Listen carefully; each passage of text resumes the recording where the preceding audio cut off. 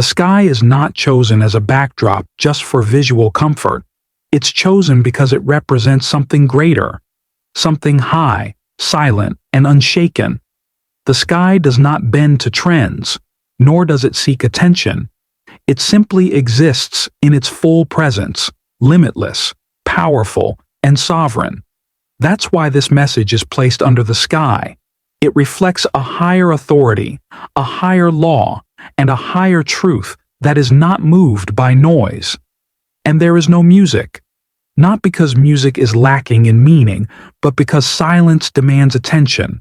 Silence invites reflection. Silence sharpens the message. When all else is still, truth rises. When the noise is gone, the soul finally listens. And in that stillness, a question echoes, a heavy question, one that reaches deeper than comfort and emotion. Do you deserve the freedom you're asking for? Freedom is a word often shouted, demanded, claimed, but rarely understood. In a world where people equate freedom with doing whatever they want, the deeper meaning is often lost. Freedom under absolute divine monarchy is not chaos. It's not rebellion. It's not disconnection from order. It's alignment with sacred design. It's the kind of freedom that doesn't destroy boundaries but honors them. Freedom is not the absence of structure. It is the fruit of responsibility.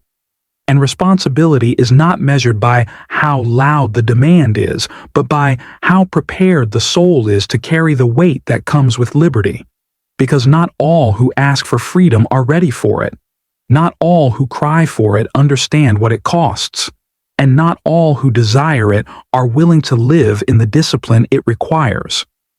In a divine monarchy, freedom is not handed out carelessly. It is not earned through protest or pressure.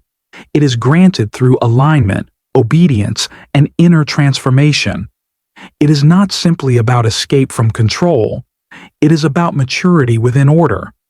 Because if freedom is given to the undisciplined, it becomes destruction. If freedom is given to the unawakened, it turns into confusion. The question is not whether freedom is beautiful. The question is whether it will be honored once it's in your hands. True freedom requires responsibility.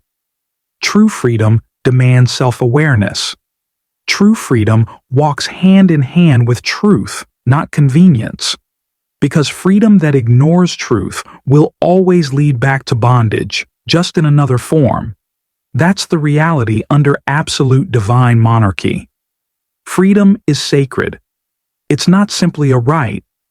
It's a responsibility, a privilege, a reflection of divine trust. And trust is not given without purpose. It is measured. It is weighed. Freedom is not granted because of desire. It is granted because of readiness. And readiness means growth, transformation, and willingness to be ruled first by truth before ruling over one's own life. So the question remains, clear and confronting.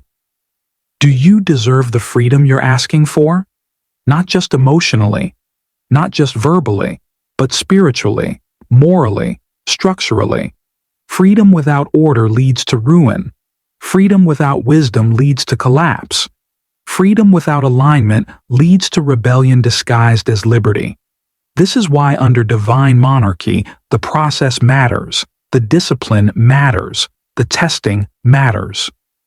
Because when freedom is finally given, it is not a path to destruction. It becomes a path to destiny. Let the sky hold this message. Let the silence echo it deeper. Freedom is not for the careless. It is for the worthy. And worthiness is not proven by noise. It is proven by alignment with divine order.